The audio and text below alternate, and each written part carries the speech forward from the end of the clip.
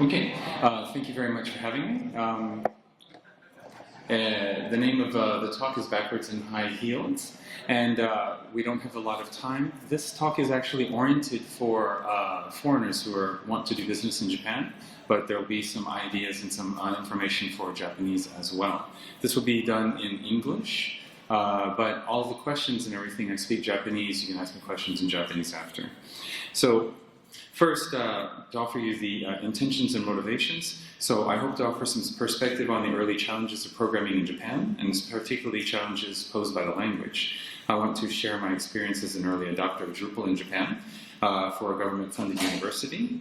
And I want to offer some points on intercultural communication to foreigners, but it looks like the audience is mainly Japanese. So my motivation for this is a belief in and an affection for Japan and its people.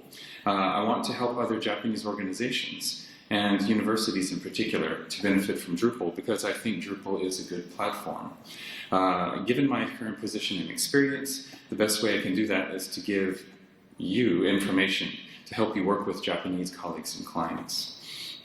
The talk is from my personal point of view and in no way represents an official stance or endorsement by my employer, OIST.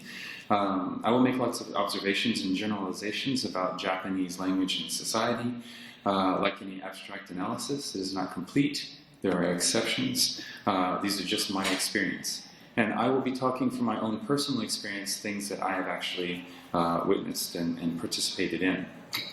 About myself, I've lived in Japan and worked in Japan since 1994, so it's 31 years, always in IT and in education. In 2010, I joined the Okinawa Institute of Science and Technology.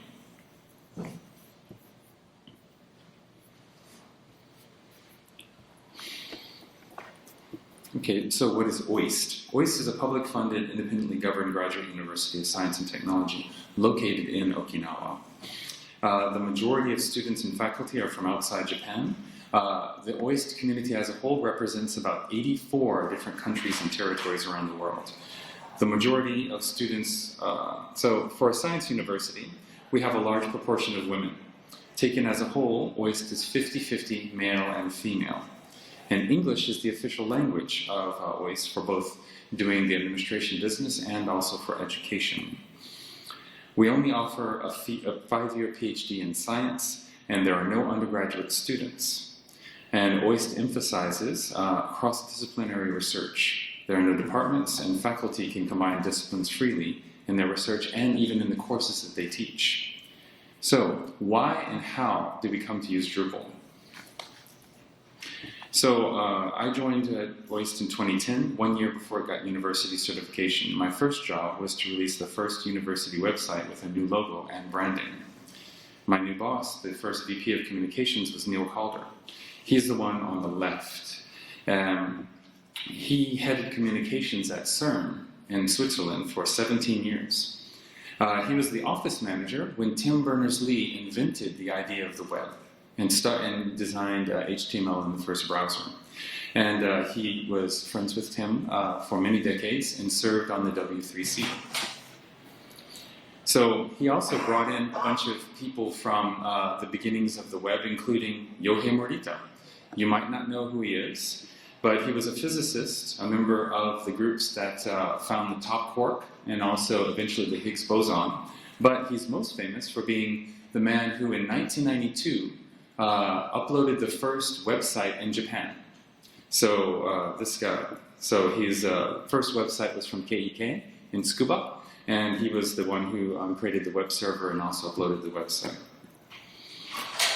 Yeah, how do I stop this? It's going automatically. Okay, so how and why did we choose Drupal to create the university's website? At the time, there was no precedent for using Drupal at a Japanese government-funded university.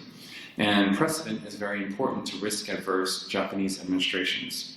I picked Drupal because it was used by Stanford, where the new president and the new VP both used to work. I knew that they would support my choice, and I wanted to avoid a conflict. How did I convince the Japanese administration? Because they were very resistant. They wanted to use a proprietary CMS. I did it by showing them that the Stanford Linear Accelerator, Stanford University, Harvard, Yale, MIT, Oxford, Cambridge, and the White House all were using Drupal. So the idea of a precedent, or having elite organizations who are using Drupal, that is the way to sell Drupal, I think, in Japan. As far as I know, in 2011, OIST was the first government-funded organization and the first university in Japan to use Drupal. I don't know of any others that were using it at the time. I think we were also the first completely bilingual university site in Japan. There were other universities that would have an English page or an English site, but our website was 100% page per page, English and Japanese, and it still is. We were also, I think, the first bilingual organic group site, because the developer at Xenomedia, who developed these sites, and they had to use a lot of workarounds to make the bilingual part work. And I'm personally very grateful to Xenomedia for being so patient with my inexperience and immaturity. Now, I would like to take a moment to acknowledge the activities of the Drupal Japan community that helped me to get in touch with Drupal. As you can see, I'm wearing a shirt. When I first started using Drupal, I wanted to find community and learn more. So I joined the Drupal Japan user group. Through the list, I learned about the first Drupal Camp Japan, so I volunteered as an interpreter and as a speaker. An organizing committee, led by Kyoto Otagaki of Annai, held the first Drupal Camp Kyoto in 2014, and it was much more successful than expected, bringing speakers and participants from Japan and abroad. It was a great introduction to Drupal for me. So it was so popular that the same committee then organized Drupal Camp Tokyo in 2017 with even more participants, domestic and international. I contributed as an interpreter. So note, in the article here, you can see that in the 2017 article by Think IT, it emphasizes business chances. And it also notes that organizations like NASA and the White House are using Drupal. As I mentioned before, precedent. Elite organizations are using Drupal. That is how you sell it to government and also conservative organizations in Japan. After that first camp in Kyoto, Annai helped me to arrange to present at a Japanese language open source events where I introduced Drupal as a government-funded university and described how we use Drupal. So by presenting Drupal as a solution, I was also presenting OIST as a precedent for using Drupal by a government-funded university. So that's giving precedent for other people to be able to use Drupal. And after that, I also had several visits from other Japanese universities on how we use Drupal and instructions on that. Of course, I only did a couple of talks, but I really admire the early Japan Drupal community who spent years holding monthly and bi-monthly events to create community and increase acceptance in Japan. I would like to take this opportunity to recognize them. You can see some of their activities up here. Many of these organizers are presenting sponsors at this DrupalCon, so please go out, say hi to them, and get to know them. Now, I would like to go on. So Drupal is an English language community, and the language barrier can make it difficult for Japanese members to make their activities known. In fact, throughout the history of the web and computing, language has been a barrier in Japan compared to English-speaking and other alphabet-based language groups. So first of all, there are too many, so Japanese and computing. I've lived in Japan since 1994, so I was here when Windows 95 was released. And I lived in rural Japan as the internet became an everyday commodity for normal people. I would like to offer some perspective on what it took to make Japanese work on the web and in computing, so you can better understand your Japanese colleagues and clients, and so that you can also anticipate Japanese language content and usability issues. One, there's too many characters. So English has only 26 characters and some punctuation, which fits easily into ASCII. But to read a Japanese newspaper, you need to know over 2,400 distinct kanji. That is a lot of glyphs or character images to store and render. Just storing that many glyphs on the computers in the 80s and 90s required a great deal of innovation. The first Windows 95 machine I used at work was an NEC 98, PC 98, yes, it's the confusing naming because it was Windows 95 at the time. It ran a hardware-specific version of Windows that you had to buy separately because that version of Windows allowed you to access this hardwired set of Japanese characters that was in the machine on the motherboard. Early PCs had insufficient memory to use Japanese in software. So the first successful Windows machines were PC and the NEC PC98. They dominated the market by over, I think, 2/3 until 1997, when the higher spec DOS-V machines hit the market. And there was a Cambrian explosion of new hardware choices. Computers finally had enough RAM and processing power to manage the language in software. Actually, Macintosh computers were able to handle Japanese and software from earlier than that, but they were much more expensive and less likely to be found in offices and factories. In fact, what is going on? I'm sorry, there's something going on with my PowerPoint. In fact, the vice chair of the OIS Board of Governors is James Higa, who worked alongside Steve Jobs for a total of over 16 years. As a leader of the iTunes project, he is known as the father of the iPod, but he was also a member of the Kanji Talk team that brought Japanese to the Apple Macintosh. Why is it doing this? Now, I have no idea what's going on here. Please excuse me.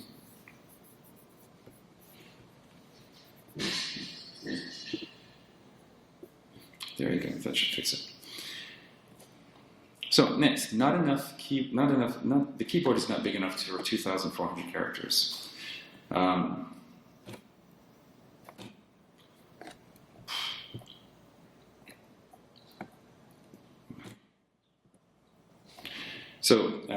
This is a Japanese typewriter, or wabun typewriter. I got to play with one of them in the office of my first job in Japan.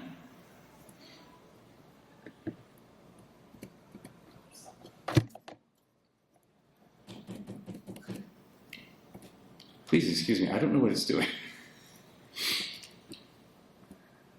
Is there a clicker? Stop.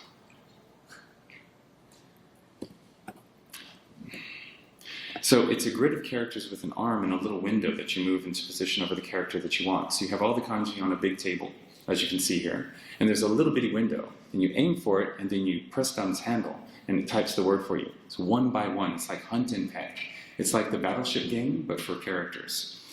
Of course, this is not going to work on a digital device. And earlier, Japanese digital input required very specialist knowledge using numbers and so on. But in 1982, Just System released what would become the ATOC input system. The programmer Ukikawa Hatsuko enabled the user to type the pronunciation using katakana, which is mapped to the keys on the keyboard, and then to move through the homonym choices using the space key. She got the inspiration from English typing, where you type in a group of letters and then you hit the space key to separate the words. She also made the character suggestions intuitive by predicting which characters would be next.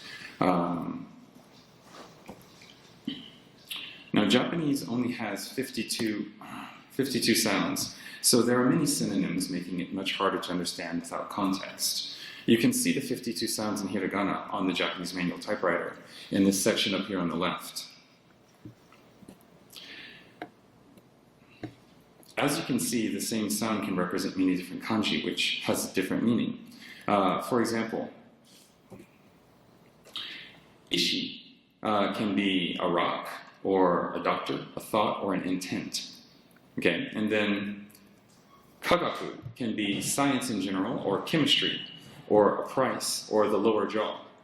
So this sentence could mean to understand the doctor you need science, to understand the doctor you need chemistry, to understand the rock you need science, to understand the rock you need chemistry, to understand the rock you need the price, or to understand the doctor you need the price. This is not, of course, the most natural Japanese, but I'm using this as an example to show you that depending on which kanji you choose, the meaning of the sentence can be very, very different because of these homonyms. In addition to kanji, Japanese has a kurigana, which are hiragana phonetic characters that are used for conjugations and particles. Japanese grammar and syntax is completely different from Chinese, so these kurigana are necessary to adapt the Chinese-based characters to the Japanese language. For example, estimate can be one of these three characters that you see on the top. These combinations, and they all mean estimate, and they're all pronounced in the same way. So how do you choose between them? It depends on the context, it depends on your style, it also depends on your organization. When we were trying to get accreditation, there was a member of the cabinet office was staying with us at OIST to guide us through the process. And he had this big, thick book, which was filled just with the official okurigana and versions of Japanese kanji that we were supposed to use. That was the whole purpose, was a book this thick. So how does this affect website design and development? A form that triggers your search when the enter key is pressed might cause problems unless you make sure that the form only activates when enter is pressed a second time. So for example, if you have a form and it's going to activate when you hit enter, then that means if I type Mitsumori o itadaku, then at the point where I type Mitsumori and choose and hit enter, then it goes through the whole process. We had this problem at first when we were making our website as well. One of the ways that you can do this is make sure that the person has to press enter twice in a row to activate the form, and then that will solve this problem. And trust me, when the problem is there, it is incredibly irritating. So, too many character encodings is another problem with Japanese. This is like the Betamax versus VHS wars of the 1980s, but for language. If you remember what it was like making websites in the 90s and in the 2000s, you remember having to make separate markup for MS Explorer and then for Netscape and Mozilla. Now imagine having to do that in order to just open a text file. In the 90s, there were 4 different encodings for Japanese, so every time you open a text file, it was like a box of chocolates. You never know what you're going to get. So we have one text one for Unix and Linux. We have Windows, which is SwiftJS, Mac Japanese for Mac, and then email and news groups use the ISO. And everything could be just any encoding. You had to just try it out. So mojibake, and this is what causes mojibake, or garbled text. So the term mojibake means altered characters, but the term bake, the Japanese bake, carries a connotation of monstrosity and corruption. The term for a ghost or a monster in Japanese is bakemono, or that which has changed or been corrupted. Though the world has switched to UTF-8, you can still get mojibake, because, for example, if you download a CSV file that contains Japanese from Drupal, it will be in Unicode. If you then just double-click to open that in Excel, you will get this, which you see right there, which is completely not able to understand it. What you have to do is either use Numbers, the Macintosh app, or OpenOffice or LibreOffice, to then open it and then save it into Excel, or in Excel, go to File, Import, and import the file, because then Excel will actually ask you what the encoding is, instead of just assuming that it's SwiftJS. So Michael, just if you can't wrap it up in like 3 or 4 minutes, much time. All right, so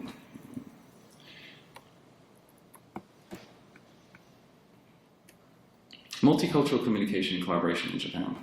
So you know better than I that creating and innovating on the web requires great effort and determination.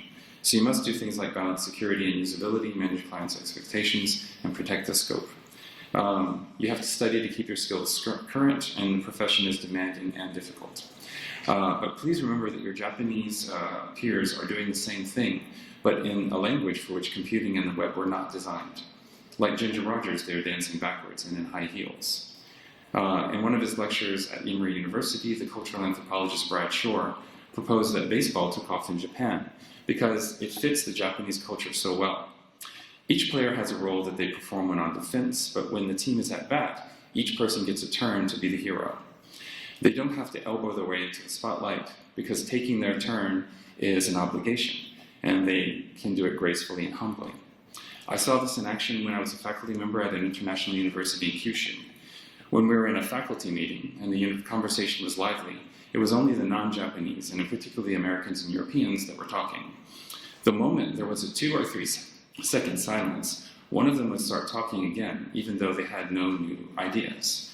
Finally, the dean stopped them all and asked the Japanese professor if he had an idea to offer. The professor thanked the dean and then quietly laid out a very good plan that brought us to a solution. That professor had been waiting for the room to go quiet long enough for him to gracefully come in and offer his ideas.